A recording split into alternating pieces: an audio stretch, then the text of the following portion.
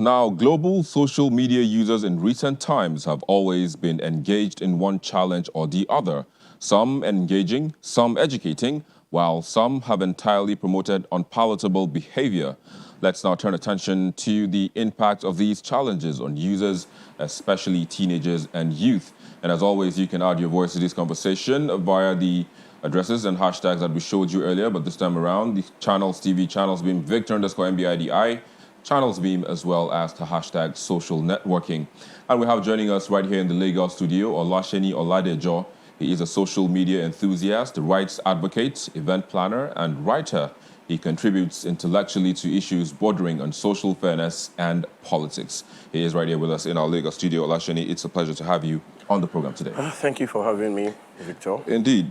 So much has been going on, and of course on social media, challenges here and there, silhouette challenge, scripture challenge, but overall, generally, how would you say all of these challenges are impacting, or what legacy would you say this generation is bequeathing to the upcoming generation that are also on this platform and are looking up to influencers and people with large followings? Okay, thank you. So what I think about all these challenges and then how the next generation is going to handle the information we are leaving for them is that I think that many of us, or especially those that these people look up to, is that we don't really think about the consequences of our actions. Oh yes, the challenges here and there, they are good because we feel we can do what we like, and then also because most of the times we don't understand that even when we delete our words or what we do on social media never forgets. Before the advent of social media, of all these platforms, people can do things and get away with it because there are mostly no record of the things that you do. But pictures and videos you post on social media, even when you delete them, they don't go away because someone somewhere already saved them, somewhere already took a screenshot, somewhere already downloaded your videos. And then the people coming behind us now feels that if these ones can do it and there are no consequences, then I can do it too. Social media is not going to go away. Absolutely. Yes, it's not going to go away. We are the one that we need to fine-tune our character, fine-tune the way we use social media. But then we've gotten to a point in our development or in our growth as humans where people want to do what they want to do. It's my life. I can do what I like. And yes, nobody's questioning what you do. But what impacts do we want to leave for the people coming after us, people looking up to us? What kind of people do we want to be to them? And those are the things that are important, that should be important to us. But then we don't care.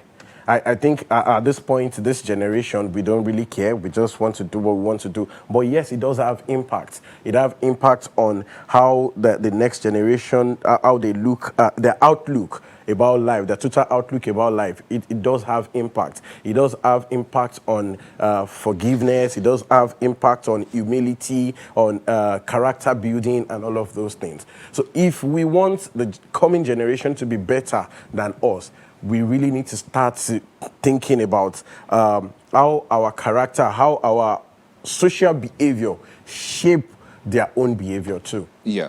So, I mean, one of the key or one of the words that is usually being thrown around, on social media is, that people need to stay woke, so to speak. Yeah. So this perhaps means that you just need to be a man of yourself or a woman of yourself. Think for yourself, despite of all of the available information, videos, pictures that you have on social media. So how is that going out? Now, how is that playing out? How woke would you say people are? Because you have people following or doing what influencers say they should do, and at times it might not even be the reality of that influencer, but he's just putting out word. So how woke would you say that people are right now on social media? Okay. In the past week, when they had this challenge where a red light comes up and one of the comments I saw was that you should be able to see someone's nude pictures or videos on social media, and at the same time, when you see them, you are not seeing them because they are nude. You are able to see you are able to see a business mogul. But then the reality is that when you see a nude picture, when you see a certain behavior, at that point you don't see anything else. That is what you see, either male or female. You are not going to say, oh, because I'm woke, I don't want to be a sexual object, but then I want to do sexual things publicly. I don't think that life works that way. I personally do not believe that you can continue to put yourself out as a sexual person, as a sexual being. That is everything people see about you. But at the same time, you want them to see you as the director of ABC company. Oh, Elon Musk. As you know, for example, earlier this year, there was someone, Dangote's ex-girlfriend, coming on social media to say one or two things and releasing a picture showing a part of his body. You know, Dangote, even if he will not come online to say, oh, this and this, he has filed a suit in New York to say that there should be restrictions to what that person can release information about him. If Dangote do not care about how people see him, he definitely won't be doing that. Well, let's hope that as we move forward, we'll see better behavior and not all of the stereotypes and also, you know, the misconceptions and also the misleading and misdirecting content that we see out there. People can perhaps stay woke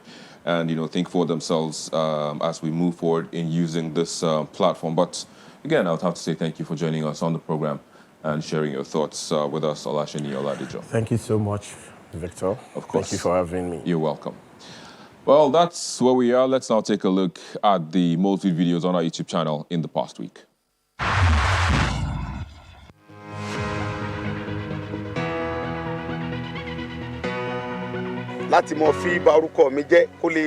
Popular Yoruba activist Sunday Igboho, claiming that politicians are out to discredit him, begins this week's most viewed videos.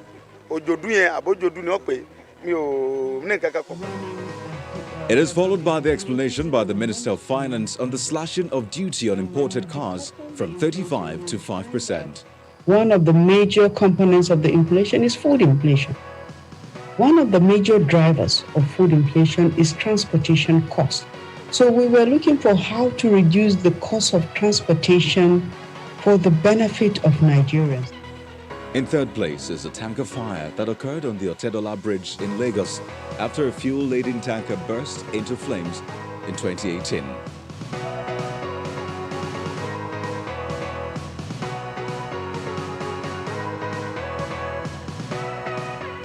While maintaining second spot for the second week running is the arrest of 45 more fund seekers by the Lagos State Police Command for violating COVID-19 protocols.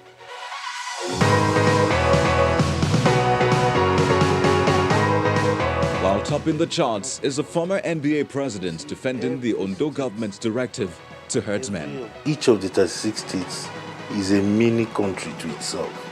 We are all federating units. And therefore, as it relates to the security of Ondo State, it is the governor's responsibility.